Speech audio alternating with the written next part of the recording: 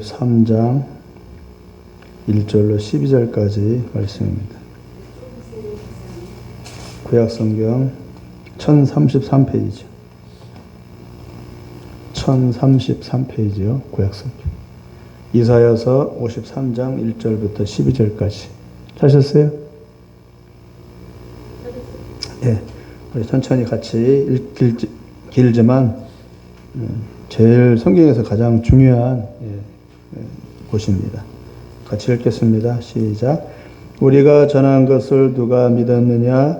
여호와의 팔이 누구에게 나타났느냐? 그는 주 앞에서 자라나기를 순한 순 같고 바른 땅에서 나온 뿌리 같아서 고운 모양도 없고 풍채도 없은즉 우리가 보기에 흠모할 만한 아름다운 것이 없도다. 그는 멸시를 받아 사람들에게 버림받았으며 간고를 많이 겪었으며 질고를 아는 자라. 마치 사람들이 그에게서 얼굴을 가리는 것 같이 멸시를 당하였고 우리도 그를 귀히 여기지 아니하였도다. 그는 실로 우리의 질고를 지고 우리의 슬픔을 당하였거늘 우리는 생각하기를 그는 징벌을 받아 하나님께 맞으며 고난을 당한다 하였노라. 그가 찔림은 우리의 허물 때문이요 그가 상함은 우리의 죄악 때문이라. 그가 징계를 받음으로 우리는 평화를 누리고 그가 채찍에 맞음으로 우리는 나음을 받았도다. 우리는 다 양 같아서 그릇 행하여 각기 제 길로 갔거늘 여호와께서는 우리 모두의 죄악을 그에게 담당시키셨도다. 그가 곤욕을 당하여 괴로울 때에도 그의 입을 열지 아니하였으며 마치 도수장으로 끌려가는 어린 양과 털 깎는 자 앞에서 잠잠한 양같이 그의 입을 열지 아니하였도다. 그는 곤욕과 신문을 당하고 끌려갔으나 그 세대 중에 누가 생각하기를 그가 살아있는 자들의 땅에서 끊어짐은 마땅히 형벌받을 내 백성의 허물 때문이라 하였으리요. 그는 강포를 행하지 아니하였고 그의 입에 거짓이 없었으나 그의 무덤이 악인들과 함께 있었으며 그가 죽은 후에 부자와 함께 있었도다. 여호와께서 그에게 상함을 받게 하시기를 원하사 질고를 당하게 하셨은즉 그의 영혼을 속건제물로 드리기에 이르면 그가 씨를 보게 되며 그의 날은 길 것이요 또 그의 손으로 여호와께서 기뻐하시는 뜻을 성취하리로다. 그가 자기 영혼에 수고한 것을 보고 만족하게 여길 것이라. 나의 의로운 종이 자기 지식으로 많은 사람을 의롭게 하며 또 그들의 죄악을 친히 담당하리로다. 그러므로 내가 그에게 존귀한 자와 함께 몫을 받게 하며 강한 자와 함께 탈취한 것을 나누게 하리니 이는 그가 자기 영혼을 버려 사망에 이르게 하며 범죄자 중 하나로 헤아림을 받았음이니라. 그러나 그가 많은 사람의 죄를 담당하며 범죄자를 위하여 기도하였느니라. 아멘. 이 사람이 누구예요? 이 사람이 누굽니까? 예수님입니다. 네, 예수님이 이렇게 행했습니다. 잠시 기도하겠습니다. 사랑과 은혜의 아버지 하나님, 만물이 하나님의 창조를 노래하며 우리에게 생명을 주신 것을 기뻐하며 경배합니다. 우리가 죄인이었을 때 우리를 외면치 아니하시고 우리를 돌아보사 그 아들의 피를 통하여 생명을 주시니 감사합니다. 그러므로 우리가 이 땅을 살아가는 동안 오직 한 가지 우리 구주 예수 그리스도의 죽으심과 부활하심을 믿고 기억하며 무슨 일을 당할지라도 묵묵히 인내하고 또 순종하며 믿음으로 승리하는 삶을 살아가기를 소망합니다. 우리의 삶이 우리 자신의 뜻대로 풀리지 않고 또 기쁨보다는 슬픈 일이 더 많을지라도 괜찮습니다. 어차피 죄로 물든 세상에서 우리의 할 일은 누리기보다 견디며 이기며 극복해 가는 것이기 때문입니다. 매일매일 매 순간순간 주님으로 호흡하며 주님을 소망하며 주님의 뒤를 따르게 하옵소서. 이 땅에서 우리의 할 일은 내 배를 채우고 내 만족을 누리는 것이 아니라 주님의 일을 받들어 이어가는 것이라고 믿습니다. 더욱 큰 믿음과 강렬한 열정으로 주님을 위하고 또 세상의 문 영혼들을 섬기게 하여 주시옵소서. 우리의 소망, 우리의 생명과 삶을 주님 손에 맡기오니 아름답게 사용하여 주시옵소서. 우리의 목자 되신 예수님의 이름으로 기도합니다. 아멘. 조선시대에 허균이라는 사람이 있었습니다. 그는 서자 출신이었고 자신의 처지를 빗대어서 한 소설을 지었는데 그것이 홍길동전입니다. 우리나라에 3대 전통 소설이 있는데 춘향전, 심청전, 그리고 홍길동전입니다. 홍길동전은 조선시대 양반 중심 사회를 조롱하고 비웃는 소설인데 이를 통해 서민들은 통쾌함을 느끼고 자기 권세와 위치를 지키기에 골몰했던 그 양반들을 비아냥거리는 것을 통해 당시의 부패한 사회상과 서민들의 애환을 말해주고 있습니다. 뭐가요? 홍길동전이. 내용인즉 어느 지방 현감이 첩을 두었는데 아들을 낳았답니다. 이름이 길동이었는데 머리가 좋고 영특하고 성격이 대담했습니다. 서자 출신으로 태어난 게 너무 아까운 자식이었지만 조선시대가 양반사의 법도가 아주 엄해서 아버지를 아버지라고 부르지 못하고 마님 대감마님이라고 불렀습니다. 자라면서 더욱 영리해지고 대범하였지만 마음 한구석에는 불만과 양반사회에 대한 환멸을 느꼈습니다.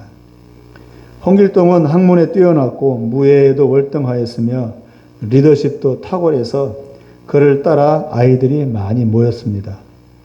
청년이 되어 홍길동은 출세길이 모두 막히자, 옛날 조선시대가 그랬죠. 서자 출신은 출세길이 막혔습니다. 중인밖에 못했어요. 양반, 상민, 중인, 천민들이 있었죠. 중인밖에 못했어요. 서서히 그러자 서서히 자신의 포부와 열정을 쏟아내기 시작했는데 그 방법이 뭐였냐면은 무리들을 규합해서 부자 상인 양반들의 집을 도둑질해서 가난한 백성들에게 무상으로 나눠주는 것이었습니다. 이름하여 활빈당이라 하였고 홍길동 패거리의 소문이 전국에 퍼지고 급기야 왕에게까지 들어갔습니다. 홍길동이 하는 짓은 서민 백성들에게는 통쾌하고 고마운 짓이었지만 기득권을 쥐고 있었던 왕과 양반들 입장에서는 국가 체제를 전복하려는 반역자로 여겨졌습니다. 급기야 왕은 홍길동의 아버지를 파면시키고 집안이 쫄딱 망했습니다. 그러나 홍길동은 인정에 못 이겨 자기의 일을 중단하지 않았고 자기의 온 힘을 다해 전국을 누비며 가는 곳마다 악질적이고 소문이 안 좋은 부자들, 양반들의 집을 털어서 백성들에게 나눠주는 의로운 의적의 일을 멈추지 않았습니다. 그리고 그의 무용이 신출귀몰하여 관군들은 그를 잡지도 못했고 어떤 이들은 홍길동이 둔갑술도 하고 도술도 펼친다고 하면서 그를 아주 특별한 사람으로 인정했습니다. 결국 홍길동은 기어이 잡히지 않았고 때가 되어서 무리를 이끌고 이름 없는 어떤 섬으로 이주하여 그들과 따로 살다가 하늘로 승천하였다고 합니다. 누구랑 비슷하죠? 그가 죽었다는 말은 없습니다. 평생 의로운 일만 했기 때문에 하늘도 감복하여 홍길동을 하늘로 끌어올렸다고 했습니다. 이것이 홍길동전의 줄거리입니다. 이 소설이 인기 있는 이유는 재미도 있고 그리고 억눌린 가슴을 시원케 해주니 좋았고 또 한많고 근심 많은 세상에서 마음껏 휘젓고 돌아다니며 자기 하고 싶은 것 다 하고 그리고 승천한 그 모습이 부럽기 때문입니다. 춘향전은 과거급제하고 돌아오는 이두령을 기다리는 성춘향을 그리고 있고 심청전은 아버지 눈을 뜨게 하려고 공양미 300석에 자기 몸을 팔아 인당수의 제물로 희생했다는 내용이고 오늘 홍길동전은 서자로 태어났지만 의로운 마음으로 부정부패한 세상을 휘젓고 의로운 일을 행하다가 떠나서 승천했다는 한 영웅의 얘기를 말하고 있습니다. 춘향전은 제자들에게 다시 오마고 유헌하고 예수님이 하늘로 가시며 정절을 지키며 기다리라고 하시는 내용과 같고, 심청전은 십자가에 자기 몸을 제물로 드려 우리의 죄를 씻어주시어 우리를 죄의 저주에서 구원하신 십자가 대속의 예수님을 말하고 있는 것이고, 홍길동전은 죽음의 위협에서 말 구유에 태어나 가난한 몫으로 자라셨지만, 서자가 아니라 몫으로 자라셨지만 세상을 향해 천국 복음을 외치고 세례를 주고 능력과 권세를 행하시다가 죽으시고 부활하신 후 하늘로 승천하신 예수님을 말하고 있는 것 같습니다. 춘향전, 심청전, 홍길동전. 우리나라가 아주 영성이 대단한 민족이에요. 그거 보면은 예수님도 알기 전에 벌써 복음을 벌써 알고 있었어요. 오늘의 이 말씀을 통해서 홍길동처럼 사신 그 예수님을 잠시 묵상하며 그 예수님께 대한 지식을 더 풍성히 하며 그분에 대한 믿음을 더욱 굳건하게 하는 시간이 되기를 바랍니다. 예수님은 태어날 때부터 어렵게 태어났습니다. 부모인 요셉과 마리아의 자식으로 태어나기는 했지만 부모의 씨와 피가 전혀 섞이지 않은 채 성령으로 잉태되어 어머니 마리아의 자궁에서 자라 태어났습니다. 사람들은 말을 합니다. 어머니 마리아의 뱃속에서 예수님이 자라고 태어났으니까 마리아의 피가 섞였을 것이다. 태아가 엄마의 피가 태아 자궁 속에서 섞이면 태아는 즉사한답니다. 피가 섞일 수가 없대. 그러니까 그 혈액형이 언제 형성되느냐? 난자에서부터 형성되는 거예요. 정자 난자가 뱃속에서 만났을 때 그때 아버지의 형상, 어머니의 형상이 그때 들어가는 것이지 자궁에서 착상이 되어 뱃속에서 자랄 때에는 전혀 어머니의 어떤 형질이 들어가면 안 된대. 그러니까 예수님은 마리아와 전혀 피가 섞이지 않은 그런 성령으로 잉태된 그런 분이죠. 정자 난자와는 상관이 없이 성령으로 태어난 분이기 때문에. 그러므로 형식으로는 요셉과 마리아가 부모이기는 하지만 부모와 전혀 혈연적으로 연결되지 않았습니다. 성령에 의해 조성된 특별한 인간이라는 뜻이죠. 태어났을 때 정치적인 압력에 의해서 피신할 수밖에 없었고, 그래서 마국간에서 짐승 똥냄새 맡으며 태어났으며 말먹이통인 말구유에 뉘어졌습니다. 말구유라고 하는데 점잖은 말로, 그런데 우리 말로는 그 뭐라고 하죠? 말구유가 아니라 여물통이라고 하지. 여물통. 소 여물 주는 여물통. 나무 깎아서 만든 여물통. 예? 네, 그러기도 그래요. 거기에 예수님이 뉘어진 거예요. 아기 예수님이. 예수님의 탄생은 전혀 화려하거나 신비롭지 않고 아주 비천하고 초라하며 위태하기까지 했습니다. 본문 2절에 나와 있듯이 어린 예수님의 모습은 포동포동 볼살이 오른 귀여운 아이가 아니라 초라하고 초췌하고 비루먹은 망아지처럼 달을 덜 채우고 태어난 칠삭동이 또는 팔삭동이처럼 못나고 약하고 비리비리했습니다. 예수님의 외모는 멋지고 잘생긴 모습이 아니고 두 번 쳐다보고 싶지 않은 볼품없는 모습이었습니다. 그러나 예수님은 영리하여 어려서부터 배운 성경에 능통하여 어려서부터 성경 선생들과 논장할 만큼 대담했습니다. 세상적으로는 볼품없는 모습이지만 하나님을 경외하고 하나님의 말씀을 이해하는 데 있어서는 타의 추종을 불허했습니다.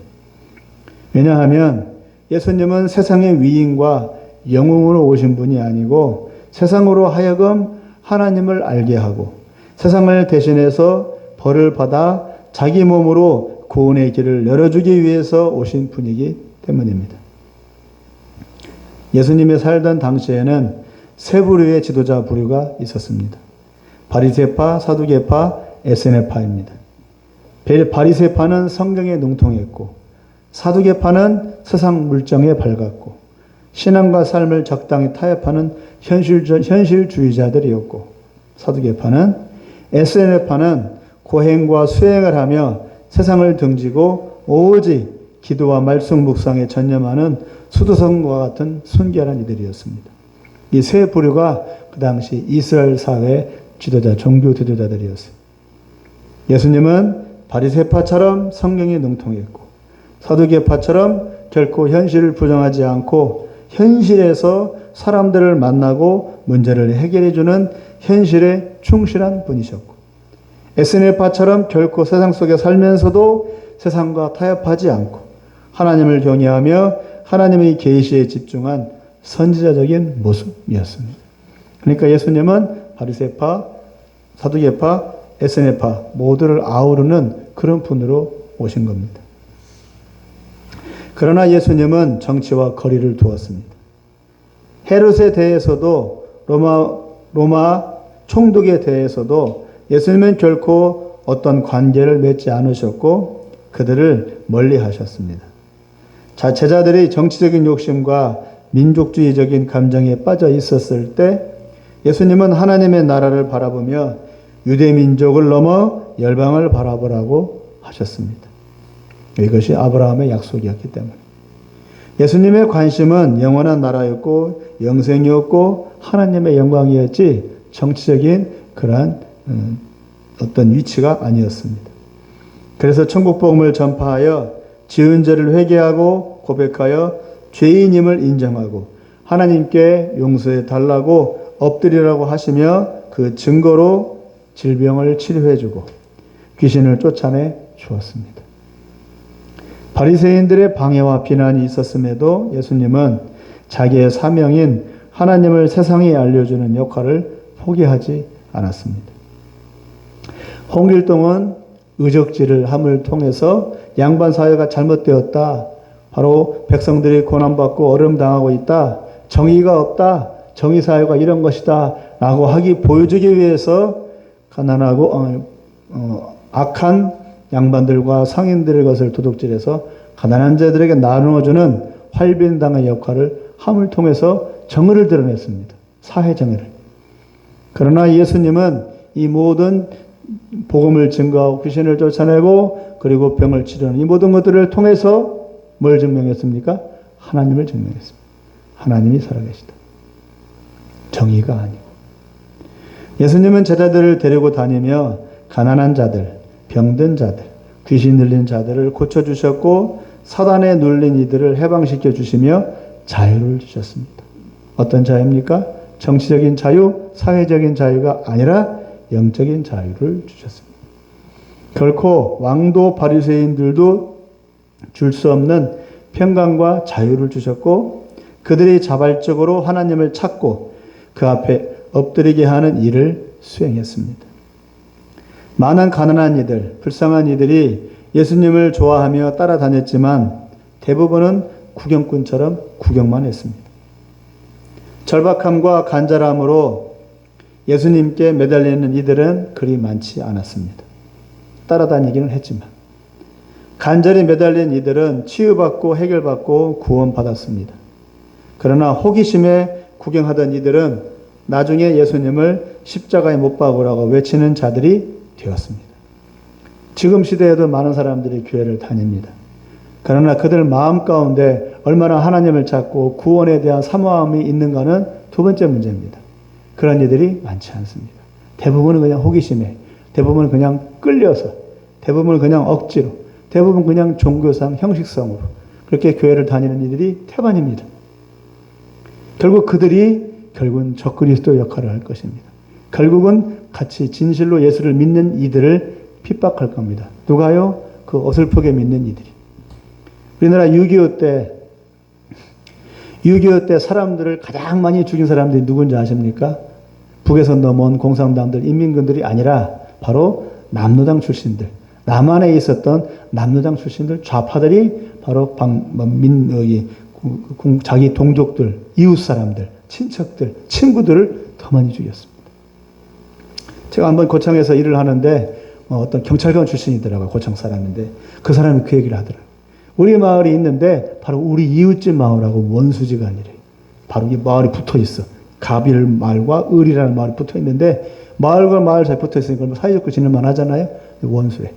6.25 때 그런 일이 있었대. 인민군들이 쳐들어왔을 때는 한쪽은 인민군에 저항을 해서 쏙대밭이 됐고 한 마을은 인민군에 편들어서 살았대.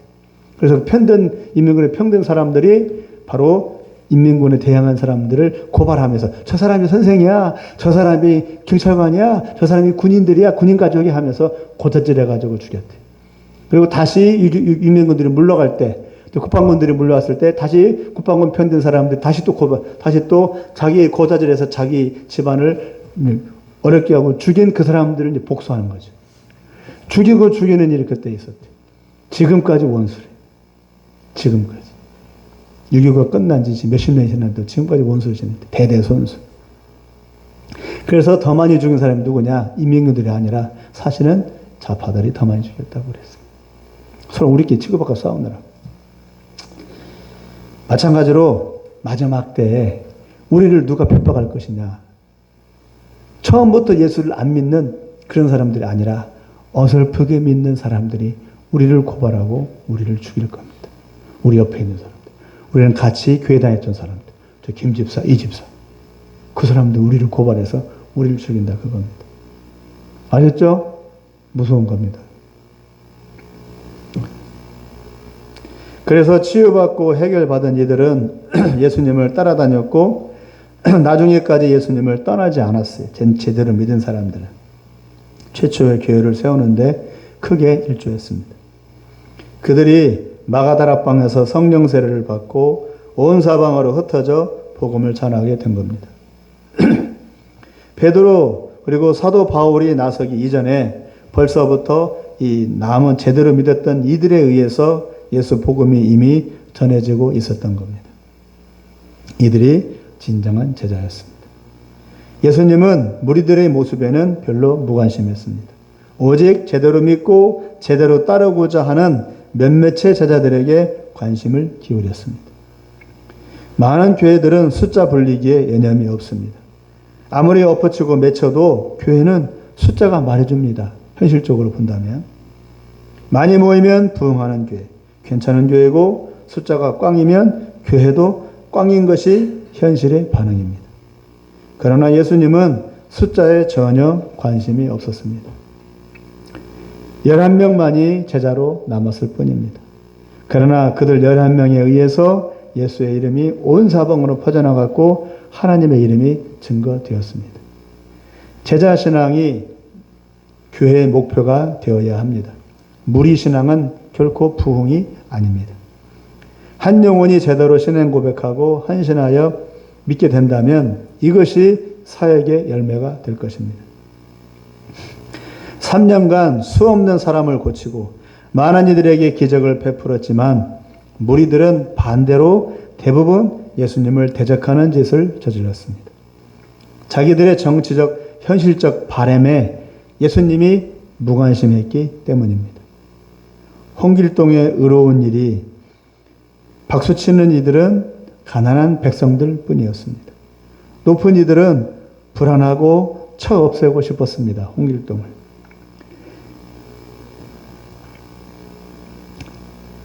왜냐하면 그들이 주인 자리를 빼앗긴 심정이 되었기 때문입니다.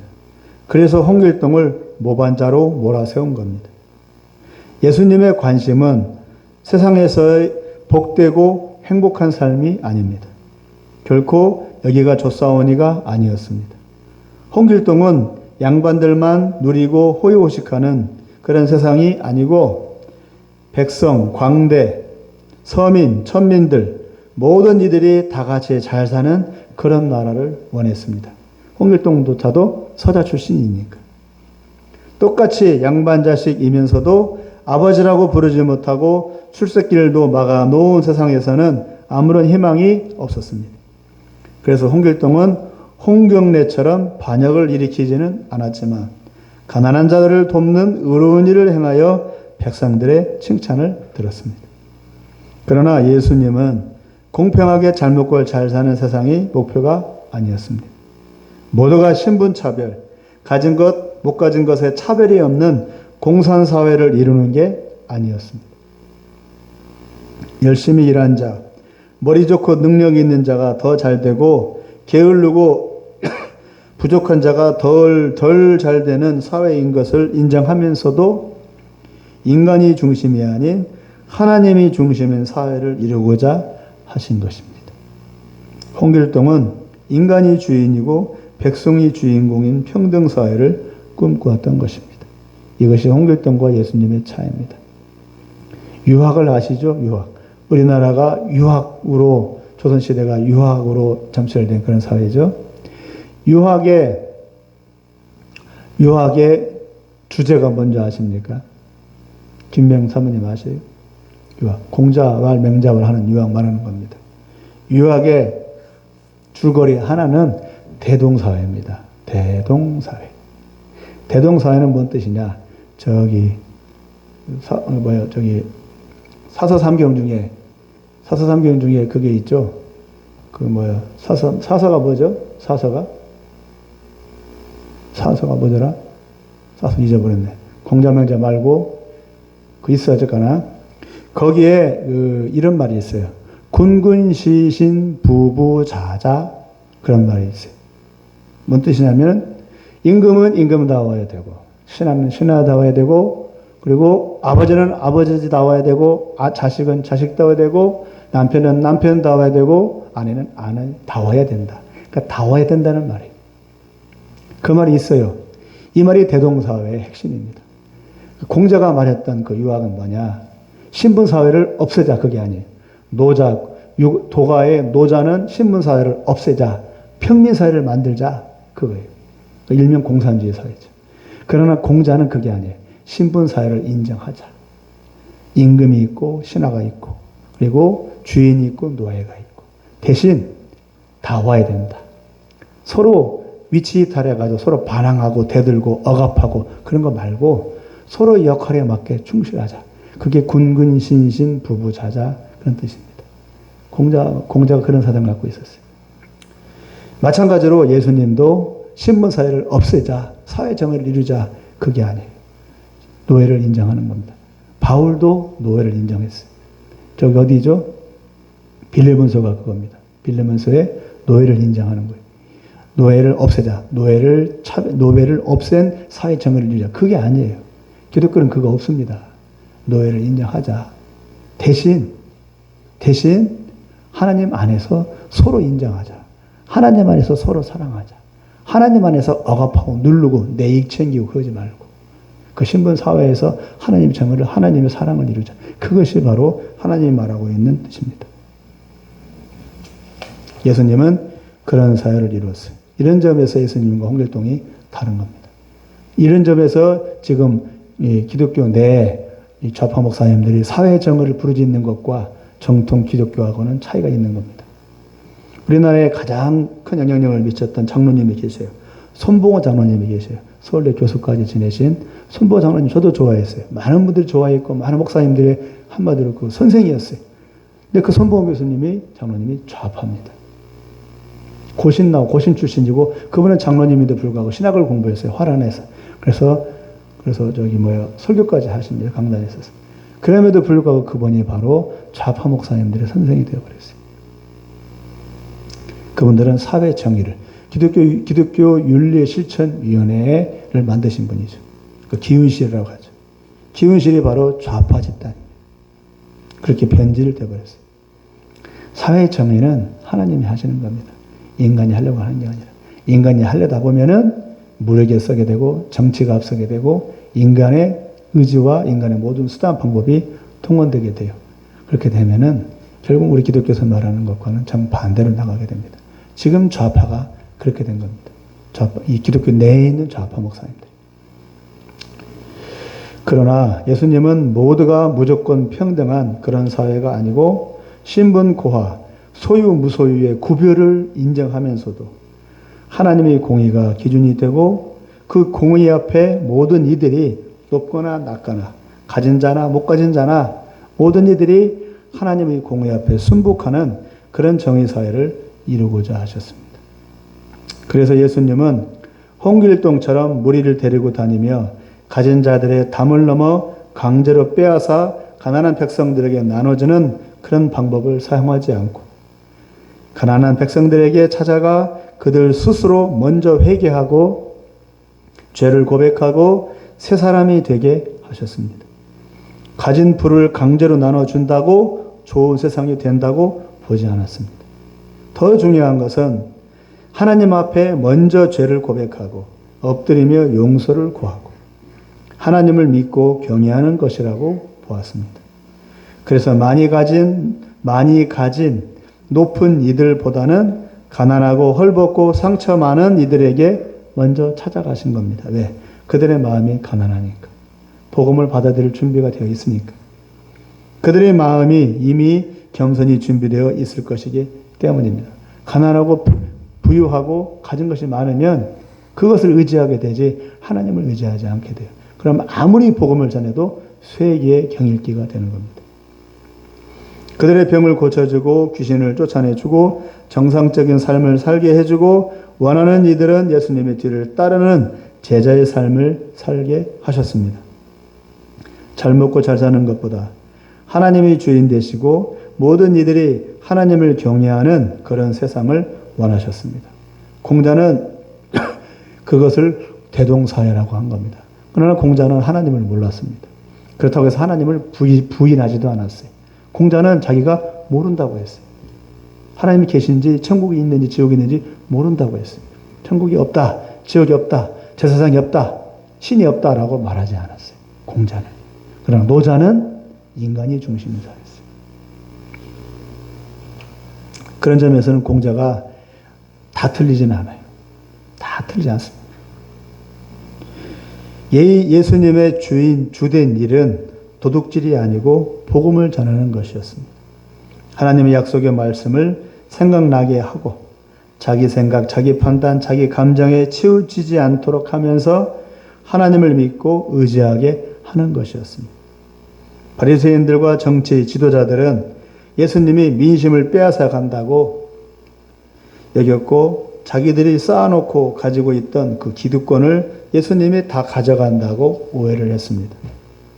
그래서 그들은 서로 모의하여 예수님을 붙잡아 십자가형에 처했습니다.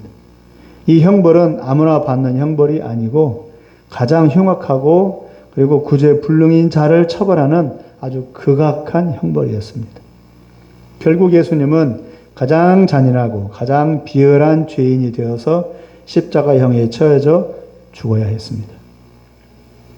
따라다녔던 많은 무리들은 등을 돌렸고 제자들은 모두 도망쳐 버렸습니다. 끝까지 예수님을 따른 이들은 아무도 없었습니다. 몇몇 여자들 말고는. 우리 4절에서 6절을 한번 다 같이 읽어보겠습니다. 시작. 그는 실로 우리의 질고를 지고 우리의 슬픔을 당하였거늘 우리는 생각하기를 그는 징벌을 받아 하나님께 맞으며 고난을 당한다 하였노라. 그가 찔림은 우리의 허물 때문이요 그가 상함은 우리의 죄악 때문이라. 그가 징계를 받음으로 우리는 평화를 누리고 그가 채찍에 맞음으로 우리는 나음을 받았도다.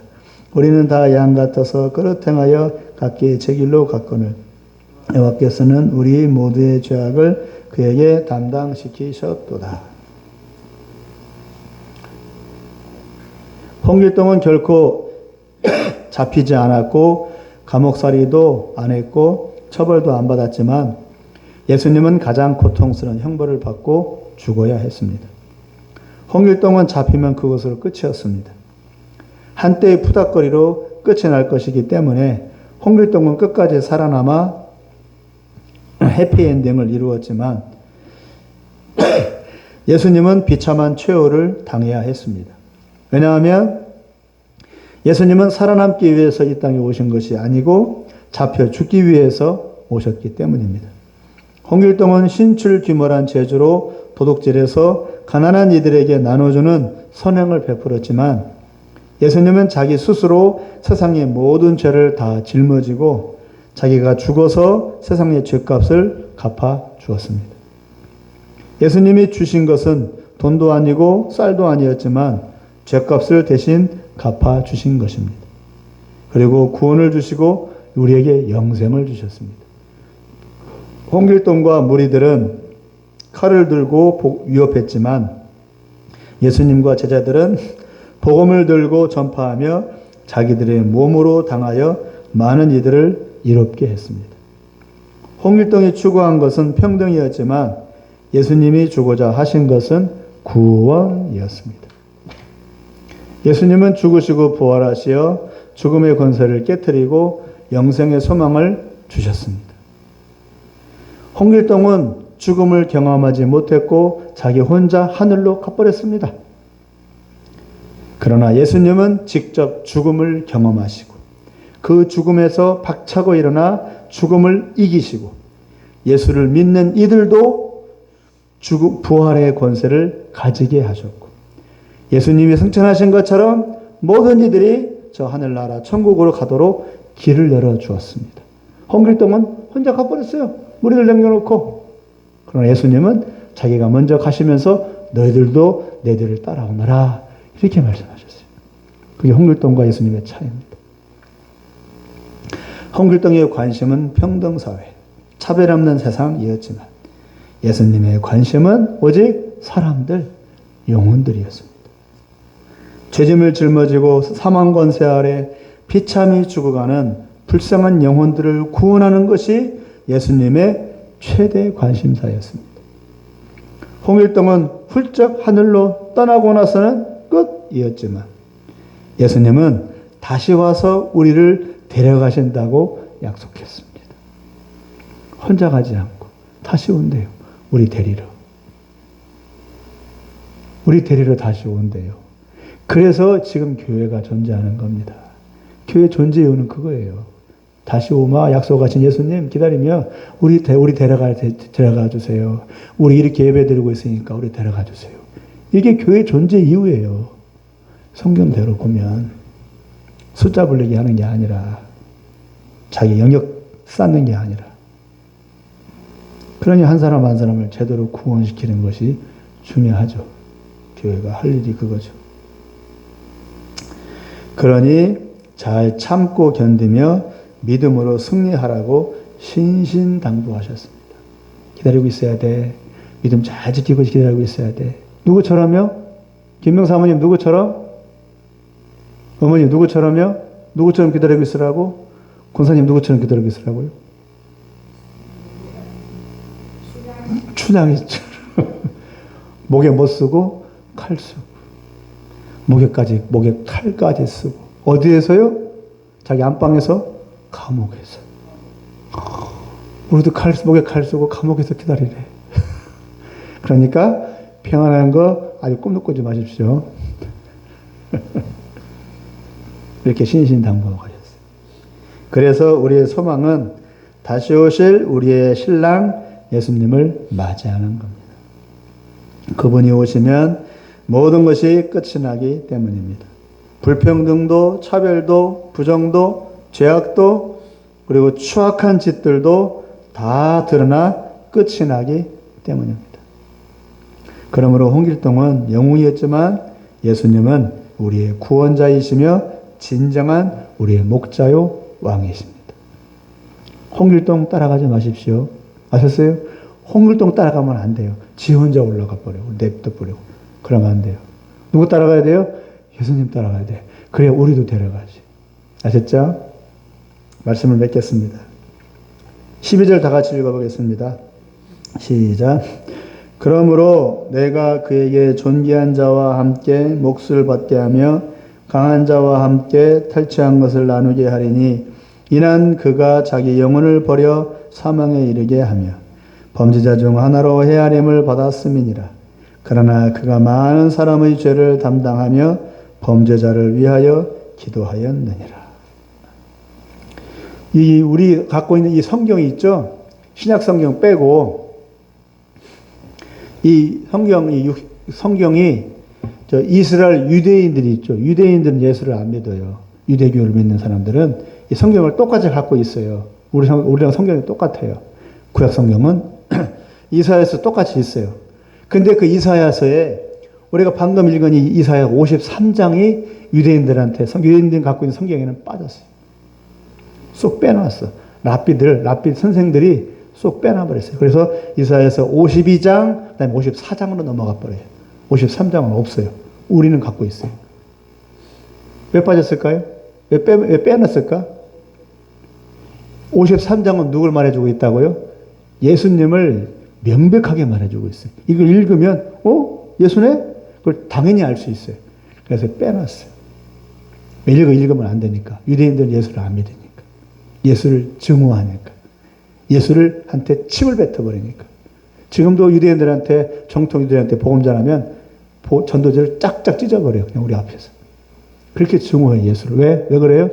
2차 대전 때 예수의 이름으로 수많은 유대인들을 이 카톨릭 신자들이, 히틀러도 카톨릭 신자였어요. 천주교 신자였어요. 유대인들을 잡아 죽였기 때문에 기독교라면 이를 부득부득 깔아요. 지금 유대인들. 지금도 그래요. 유대인 전도가 이슬람 사람들 전도하는 것보다 더 어려워요. 그러니까 이스라엘에서 전도하는 사람들이 대단한 사람들입니다. 팔레스타인 말고 이스라엘 유대인들 상대로 전도하는 사람들이 대단한 사람들이에요. 이게 마지막 때예요. 제일 복음을 받아들이기 어려운 사람이 유대인들이에요.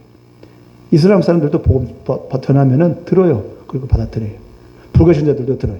그런데 유대인들은 아예 듣지도 않아요. 같은 자리에 앉으려고 하지도 않아요.